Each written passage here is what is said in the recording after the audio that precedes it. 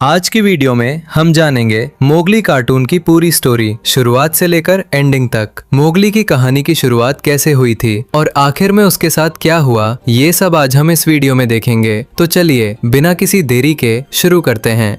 भारत के घने जंगलों में एक दिन बघीरा नाम के कले तेने को नदी के किनारे एक टूटी हुई नाव में एक छोटा सा इंसानी बच्चा मिलता है। बघीरा तुरंत समझ जाता है कि इतना छोटा बच्चा जंगल में अकेला जिंदा नहीं रह सकता, इसलिए वो उस बच्चे को भेदियों की माँ रक्षा के पास ले जाता है, जिसने कुछ ही दिन पहले अपने बच्चों को जन्म दिया था। रक्षा और उसका पूरा भेदिया परिवार उस बच्चे को अपना लेता है और उसका नाम रखा जाता है मोगली।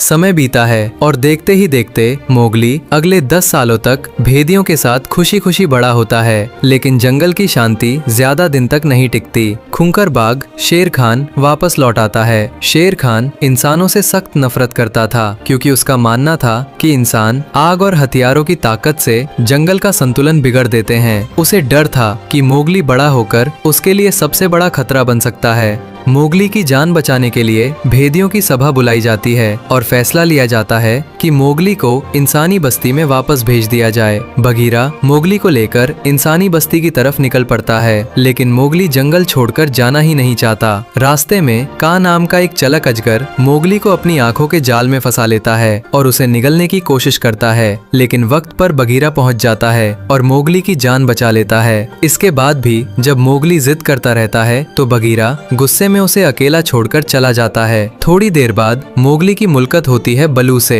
बलू एक मस्त मौला भालू था जो हमेशा खुश रहता था। बलू मोगली को जंगल में जीने के तरीके सिखाता है, खाना ढूंढना, खतरों से बचना और जरूरत पड़ने पर लड़ना भी। धीरे धीरे दोनों की दोस्ती बहुत गहरी हो जाती है और बलू मोगली से वादा करता है कि वो हमेशा उसके साथ रहेगा। लेकिन मुसीबतें अभी खत्म नहीं हुई थी। बंदारों का राजा किंग लुई अपने बंदारों से मोगली को किडनैप करवा लेता है। किंग लुई इंसानों का सबसे बड़ा राज जाना चाहता था। वो था रेड फ्लावर यानी आग। उसका मानना था कि अगर वो आग जलाना सीख गया तो पूरे जंगल पर राज कर सकता है। जैसे ही बलू और बघीरा को इस बात का पता चलता है, दोनों मिलकर बंदारों के महल पर हमला कर देते हैं और मोगली को सुरक्षित बचा लेते हैं। लेकिन महल से बाहर आने के बाद बघीरा बलू को बताता है कि शेर खान अब भी मोगली की तलाश में घूम रहा है और अगर मोगली जंगल में रहा तो उसकी जान खतरे में पड़ जाएगी। बलू भारी दिल से मोगली को इंसानी बस्ती लौटने की सलाह देता है। ये बात मोगली को बिल्कुल पसंद नहीं आती और वो नाराज होकर अकेला ही जंगल की तरफ भाग जाता है। कुछ ही देर बाद मोगली का सामना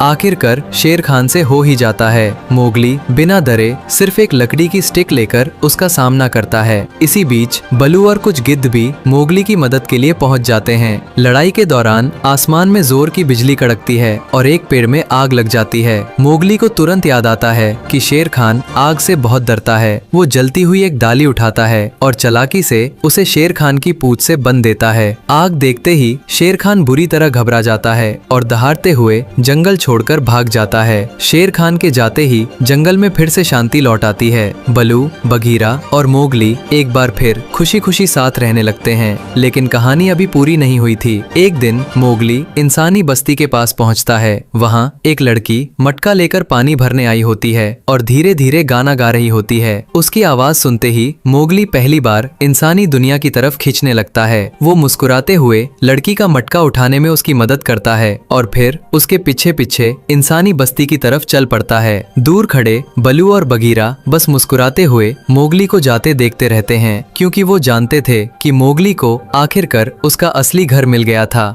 तो दोस्तों, ये थी मोगली कार्टून की पूरी स्टोरी शुरुआत से लेकर एंडिंग तक। अगर आपको ये वीडियो पसंद आई हो तो वीडियो को लाइक जरूर करें, चैनल को सब्सक्राइब करना बिल्कुल मत भूलिए और कमेंट्स में बताइए आपको मोगली का कौन सा कैरेक्टर सबसे ज्यादा पसंद है। मिलते हैं अगली वीडियो में, तब तक के लिए बाय बाय।